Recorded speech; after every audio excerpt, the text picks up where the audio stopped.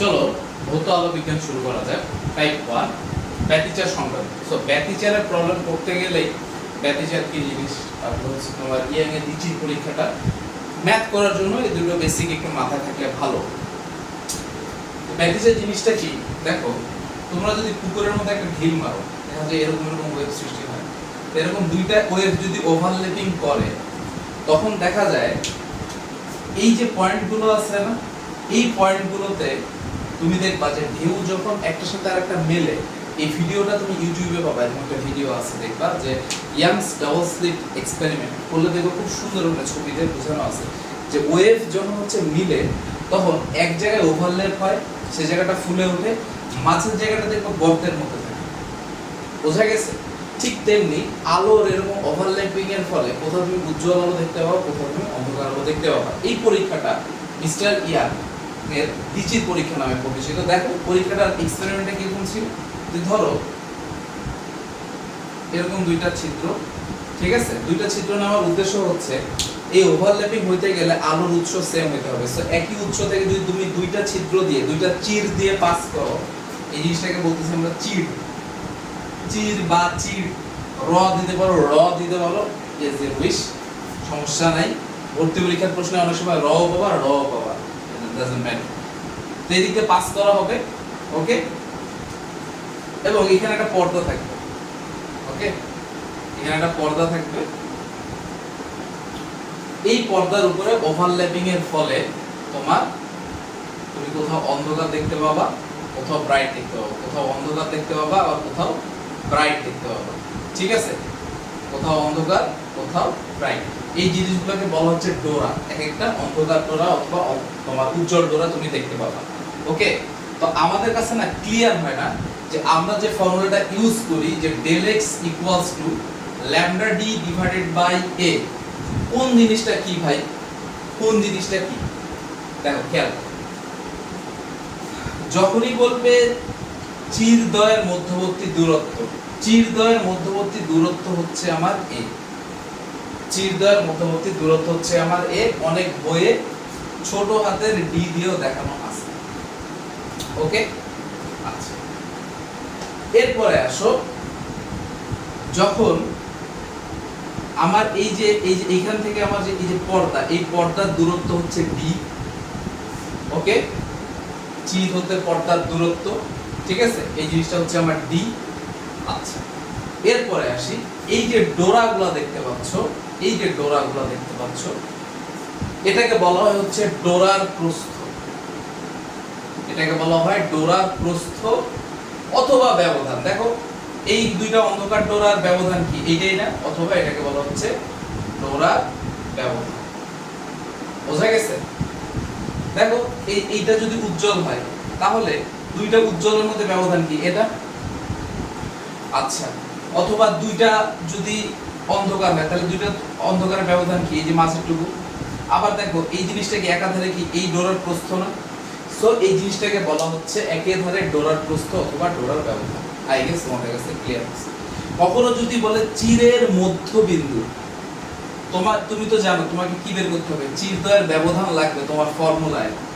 So তোমাকে যদি মধ্যবিন্দু বলে, সেই জন্য তখন তুমি চাইলে এটাকে 2 দিয়ে গুণ করতে পারো। বাট ম্যাক্সিমাম ম্যাথে ঢাকা বিশ্ববিদ্যালয়ে এমন কোনো ম্যাথ দেন এখন পর্যন্ত যেখানে 2 দ্বারা গুণ করতে হয়, বা ম্যাক্সিমাম 99.99% ম্যাথে তোমাকে এখানে 2 দিয়ে গুণ করা লাগবে। তুমি ডাইরেক্ট যে ভ্যালুটা দেওয়া আছে চিরের ব্যবধান, সেই চিরের ব্যবধানটা তুমি ডাইরেক্ট ইউজ করতে পারবা। বোঝা গেছে? কারণ আমার নিচে কি লাগবে, চিরের ব্যবধান। আনলেস যদি মধ্যবিন্দু বলে দেয়, সেক্ষেত্রে তো তোমাকে পুরো ব্যবধানটা বের করে নিতে হবে। এই তো আসো আমরা আমাদের ম্যাথে চলে যাই,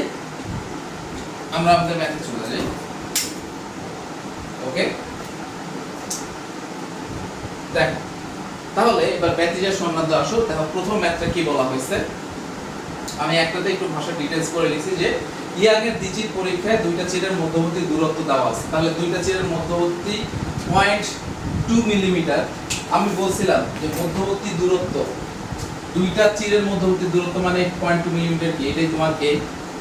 চির হতে পর্দার দূরত্ব, এটা হচ্ছে তোমার d। তোমার ডোরার প্রস্থ দেওয়া আছে, ডোরার প্রস্থ। তাহলে ডোরার প্রস্থকে তুমি কি দ্বারা ডিনোট করতেছো, এই নোটেশনটা দেখাই দেইনি। ডোরার প্রস্থকে তুমি ডেল এক্স বা ডলার ব্যবধানকে কি তুমি ডেল এক্স দ্বারা ডিনোট করতেছো। তোমার ডেল এক্স এর মানটা দেওয়া আছে, কি বের করতে হবে? ল্যামডা বের করতে হবে। সো ফর্মুলায় বসায় দাও, এখান থেকে আমার কি আসে? ল্যামডা ইকুয়ালস টু কি আসে? a del x by D. তুমি জাস্ট যদি মানগুলো বসায় দাও তাহলে খেলা শেষ। 2 * 10⁻³ যেহেতু ন্যানোমিটারে আছে, এটাও কি 0.295 × 10⁻³ ডিভাইডেড বাই কি d এর মান কত? 1। এই এটা গুণ করে দিলে তোমার ম্যাথ হয়ে যাবে। দেখো পরের ম্যাথটাও সেম। তোমার পরের ম্যাথে তোমার চিরদ্বয়ের মধ্যবর্তী দূরত্ব 2 মিলিমিটার, পর্দার দূরত্ব দেওয়া আছে। আর দেখো এই ম্যাথে আমি ম্যাথটা দেওয়ার কারণ হচ্ছে, দেখো এখানে ডোরার প্রস্থ ব্যবহার করছে, এখানে ডোরার প্রস্থ না ব্যবহার করে কি বের করছে? ডোরার ব্যবধান ওয়ার্ডটা ইউজ করছে। সো ঘাবড়ানোর কিছু নেই, তোমরা জানো ডোরার প্রস্থ যা ডোরার ব্যবধানটা। যদি বলে ডোরার প্রস্থ, দেখো এটা কি উজ্জ্বল ডোরার প্রস্থ, আর এই জিনিসটাই কি দেখো তো দুটো অন্ধকার ডোরার ব্যবধান না। সো ব্যাপারটা হচ্ছে, সো আমাকে ল্যামডা বের করতে হবে। সেম ম্যাথ, মান বসাই দিলে শেষ। বুয়েট থেকেও এই প্রবলেমটা আসছে, সরি ঢাবির এটাও একটা প্রবলেম, আর লাস্ট এটা হচ্ছে একটা বুয়েটের প্রবলেম। সো এই ম্যাথগুলো তোমাদের বাসায় প্র্যাকটিসের জন্য, যে তোমরা প্র্যাকটিস করো।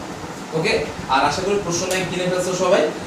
এই অধ্যায় থেকে ভর্তি পরীক্ষায় যত প্রশ্ন আছে সেটা দুই টাইপসের ম্যাথ থেকে আসে, একটা এটা, আর একটা নেক্সট আমরা যে টাইপ শিখবো সেটা। এই টাইপসের ম্যাথই আসে 60 বা 70% টাইম, আর ওইটা আসে বাকি 20 বা 30%। সো এই অধ্যায়ে অ্যাকচুয়ালি দুই টাইপের ম্যাথ করলে শেষ হয়ে যায়, কিন্তু আমরা আরো একটা দুইটা জিনিস ডিসকাস করব।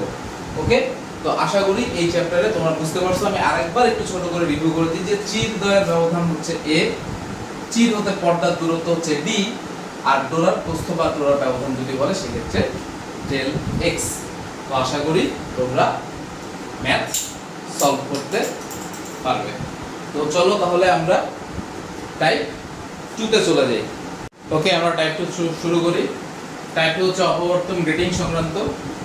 তো আসো, আমাদের এখানে দুটো ফর্মুলা কাজে লাগবে, একটা হচ্ছে a sin θ = n ল্যামডা, আর একটা হচ্ছে a sin θ বড় হাতের n = n ল্যামডা। পরিচয়গুলো কি কি? a হচ্ছে চিরের প্রস্থ অথবা গ্রেডিং ধ্রুবক, n হচ্ছে অপবর্তন সংখ্যা, আর বড় হাতের n হচ্ছে গ্রেডিং এর প্রতি মিটারে দাগ সংখ্যা, আর থিটা হচ্ছে অপবর্তন কোণ। তো চলো আমরা এখানে মানে এই টাইপস থেকেও প্রচুর ম্যাথ আসে ভর্তি পরীক্ষায়। তো চলো আমরা হচ্ছে তিনটা ম্যাথ সলভ করি। তো প্রথম ম্যাথ বলা হচ্ছে যে একটা অপবর্তন গ্রেডিং এ তোমার যে আলো ব্যবহার করা হয়েছে সেটা তরঙ্গ দৈর্ঘ্য তোমার 560 ন্যানোমিটার। বলা হয়েছে প্রথম ক্রমের অন্ধকার পট্টির জন্য থিটা কত। তাহলে আসো আমাদের থিটার মান বের করতে হবে, অর্থাৎ আমরা এই ফর্মুলাটা ইউজ করব। তাহলে থিটা ইকুয়ালস টু কি হবে? sin ইনভার্স a নিচে চলে যাবে n ল্যামডা বাই a। এখন তুমি যদি মান বসাও, n এর মান কত হবে? 1। তাহলে sin ইনভার্স 1 ল্যামডা 560 ন্যানোমিটারকে মিটার বানাবা -9, আর ডিভাইডেড বাই কত? তো মান হচ্ছে চিরের বেধ a, এটাও কি 0.9 × 10⁻³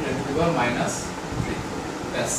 এই তারপরে আবার বলেছি একটা নিঃসরণ গ্রেডিং এ দেখো যে আলো ব্যবহার করা হয়েছে সেটা তরঙ্গ দৈর্ঘ্য দেওয়া আছে, এখানে থিটা দেওয়া আছে, আর বলেছে প্রতি মিটারে দাগ সংখ্যা n বের করতে হবে। তাহলে আমরা কোন ফর্মুলা ইউজ করব? এটা ইউজ করলাম, এবার এটা ইউজ করব। ঠিক আছে, তাহলে প্রতি মিটারে দাগ সংখ্যা n বের করতে হবে। তাহলে n = কি হবে? n ল্যামডাকে নিচে নিয়ে আসো, তাহলে sin θ divided by n lambda. তাহলে কি হবে? উপরে sin 30। ঠিক আছে, আর যেহেতু হচ্ছে প্রথম ক্রমে সেহেতু 1, আরেকটা কি দেখো ল্যামডার মান দেওয়া আছে 600 × -9 ব্যাস।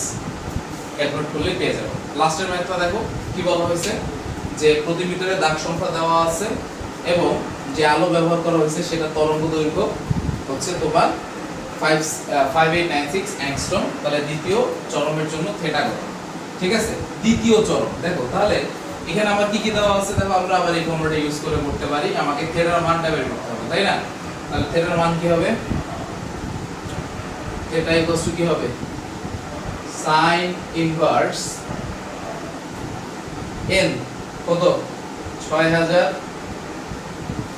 ইনটু ছোট হাতের কি দ্বিতীয় চরম বলছে 2, আর এটা কি ল্যামডা 5896 × 10⁻⁻10।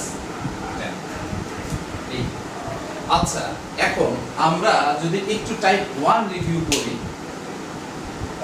তো একটু যদি টাইপ 1 রিভিউ করি, দেখো 1 এও কিন্তু একটা ছোট হাতের n মাঝে মাঝে কাজে লাগবে, মাঝে মাঝে কাজে লাগবে না। এই যে একটা ছোট হাতের n টাইপ 1 এও আছে, সেটা হচ্ছে কি ডোরার সংখ্যা। যদি ডোরার সংখ্যা দেওয়া থাকে তাহলে এখানে জাস্ট একটা n গুণ করে দিতে হবে, ব্যাস। এই nটা হচ্ছে কি, এই nটা হচ্ছে ডোরার সংখ্যা। যদি উল্লেখ করা থাকে যে ডোরার সংখ্যা এতটি, ঠিক আছে, উজ্জ্বল ডোরার সংখ্যা এতটি বা অন্ধকার ডোরার সংখ্যা এতটি, সো জাস্ট তখন কি করতে হবে, যদি বলে 2 তাহলে 2 দিয়ে দিলাম। আর যদি ডোরার সংখ্যা উল্লেখ না থাকে, যেমন আমরা প্রায় 3-4টা অঙ্ক করছিলাম লাস্ট ওয়ান টাইপে, যদি ডোরার সংখ্যা উল্লেখ না থাকে তাহলে এটা n দেওয়ারও দরকার নাই। বাট যদি ডোরার সংখ্যা মাঝে মাঝে বলে দেয় তাহলে তুমি nটা জাস্ট গুণ করে দিবে। ফ্যাক্টর হচ্ছে এই যে কয়েকটা আছে, এই কয়েকটা হচ্ছে ফ্যাক্টর। এই গুণটিটা বাকে x dr a এর মধ্যে, ঠিক আছে। সো তুমি যদি x dr a ভালোমতো নির্ণয় করতে পারো তাহলে আসলে কোনো প্রবলেম নাই। তো আশা করি টাইপ 2 তোমরা বুঝতে পারছো। ভর্তি পরীক্ষায় এই অধ্যায় থেকে অ্যাকচুয়ালি এই দুটো টাইপ থেকেই 99% ম্যাথ আসে, বাকি 1% যেখান থেকে আসতে পারে সেই 1% নিয়ে আমরা এখন কথা বলবো। তো আশা করি সবাই তোমরা টাইপ 1 আর 2 বুঝতে পারছো। চলো শুরু করা যাক এই অধ্যায়ের শেষ অংশ। তো আসো, আমাদের সমাবর্তন সংক্রান্ত ম্যাথ আসলে বিশ্ববিদ্যালয়গুলোর জন্য অত বেশি ইম্পর্টেন্ট না, তবু ইঞ্জিনিয়ারিং ভার্সিটিতে যে প্রবলেমটা এসেছে বইটা, আমি সেটা নিয়ে আলোচনা করব। তো আসো, প্রথমে আমরা একটু হালকা বেসিক জেনে নিই। তো দেখো, এই ফর্মুলার ব্যাকগ্রাউন্ডে যেই থিওরিটা আছে ম্যালাসের সূত্রে, দেখো ধরো দুইটা ফালি আছে, ধরো একটা এ ফালি আর একটা হচ্ছে বি ফালি।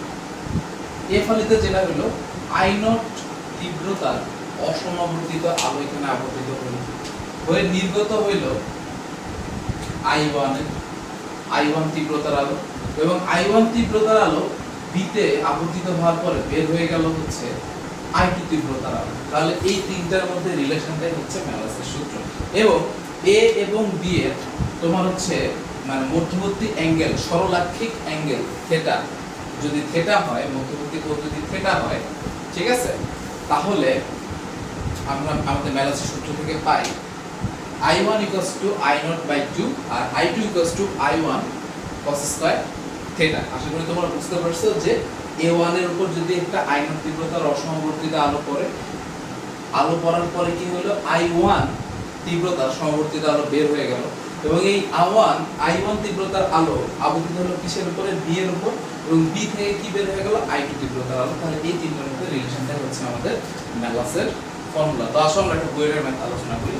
বলা হয়েছে যে দুইটা সমান্তরাল ফালির, ঠিক আছে, বলা হয়েছে প্রথম অক্ষ আর দ্বিতীয় অক্ষের সাথে এই যে আমার থিটা দেওয়া আছে কত 60 ডিগ্রি কোণ, আর বলা হয়েছে কোন সমবর্তিত আলো এই সজ্জায় এক প্রান্ত দিয়ে পাঠালে, দেখো এই যে I0 তীব্রতার আলো আমি এই প্রান্ত দিয়ে পাঠাচ্ছি এবং তাহলে অপর প্রান্ত দিয়ে বের হয়ে যাবে, ঠিক আছে।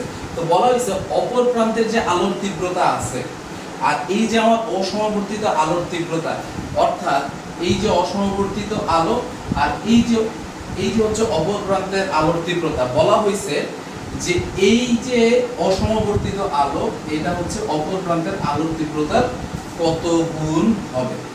তো দেখো, আমরা যদি এই লাইন থেকে যাই, কি পাবো, I2 =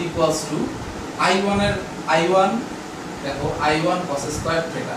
আমরা I1 এর জায়গায় যদি I2 বসাই দিই, তাহলে I0 বসাই দিই, তাহলে এত cos স্কয়ার থিটা, তাই তো। তাহলে আমরা যদি হচ্ছে এখানে cos এর ভ্যালু বসাই দিই, cos 60 মান কত, হাফ স্কয়ার মানে হচ্ছে 4, তাহলে I0 বাই এটা হচ্ছে 1/4 ইনটু 2 কত হচ্ছে 8। তাহলে আমার I2 ইকুয়ালস টু কি হচ্ছে 1/8 ইনটু I1, অর্থাৎ 1/8। আশা করি তোমরা প্রবলেমটা বুঝতে পারছো। আমি জাস্ট যেটা করছি I1 এর জায়গায় I0/2 বসাই দিছি, ব্যাস শেষ। এরপরে আসো টাইপ 4 পয়েন্টিং ভেক্টর। আমাদের জাস্ট ফর্মুলাটা লাগবে। পয়েন্টিং ভেক্টরের বেসিকটা হচ্ছে যে একটা ইলেক্ট্রোম্যাগনেটিক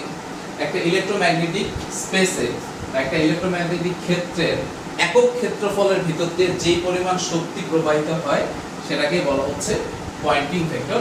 এটার ফর্মুলাটা জানবা, এককটা জানবা, ওয়েবার পার মিটার স্কয়ার। এটা হচ্ছে পয়েন্টিং ভেক্টরের একক। ব্যাস এটুকু জানলেই আমাদের চলবে। আর যদি পরীক্ষায় ই আর বি দেওয়া থাকে, ঠিক আছে, প্রাবল্য আর হচ্ছে চৌম্বক ক্ষেত্রের মান যদি দেওয়া থাকে, তাহলে ক্রস গুণ আশা করি তোমরা করতেই পারবা। ওকে, অত ইম্পর্টেন্ট না, জাস্ট ফর্মুলা জানা, ব্যাস শেষ। এবার আসো টাইপ 5। আমাদের আগের চ্যাপ্টারে প্রতিসরাঙ্ক নিয়ে কথা হয়েছে। দেখো দ্বিতীয় মাধ্যম সাপেক্ষে প্রথম মাধ্যমে, তাহলে μ1 বাই μ2, পরে যেটা থাকছে সেটা উপরে যাচ্ছে, দ্বিতীয় আগে যেটা থাকছে সেটা হচ্ছে নিচে আসতেছে, ঠিক আছে, দ্বিতীয় মাধ্যম সাপেক্ষে প্রথম মাধ্যমের প্রতিসরাঙ্ক। তো এই অধ্যায়ে এসে যেটা হবে, এটুকু মনে রাখবা, উল্টে যাবে। আমরা এখানে কি পরেরটা উপরে দিচ্ছি, আগেরটা নিচে দিচ্ছি, আর এখানে যেটা আগেরটা আগে ভাই পরেরটা পরে, জাস্ট এইভাবে মাথায় রেখে দিবা। ওকে, তাহলে এই রেশিওটা মাথায় রেখে দিবা। এখান থেকে খুব ইজি ম্যাথ আসে। দেখো আমি ধাপের 3টা ম্যাথ দিছি, একদম মুখে মুখে তোমরা যারা সলভ করতে পারবা। বলা হয়েছে বাতাসে আলোর বেগ হচ্ছে 3 × 10⁸। ওকে, বাতাসে আলোর বেগ কত? 3 × 10⁸। তোমার কাচের যে প্রতিসরাঙ্ক সেটা দেওয়া আছে, বের করতে হবে তোমার গ্লাসে আলোর বেগ কত। খুবই সহজ, আমরা এই দুটো ইউজ করব। ওকে, তাহলে আসো μA by μG equals to কি? CG by C। শেষ। এখন ভ্যালু বসাই দিলে খেলা শেষ। তাহলে CG ইকুয়ালস টু কি হবে? μA by μG। μA by μG কত দেওয়া আছে? 1.5 μA বাই μG। ওকে, কারণ এটা 1.5 বললাম কারণ হচ্ছে তোমার এখানে ডাইরেক্ট হচ্ছে প্রতিসরাঙ্কটা দেওয়া আছে, যে আলোর তোমার হচ্ছে মানে এটা হচ্ছে কাচের প্রতিসরাঙ্ক কার সাপেক্ষে? তোমার হচ্ছে বায়ুর সাপেক্ষে 1.5 দেওয়া আছে। সো 1.5।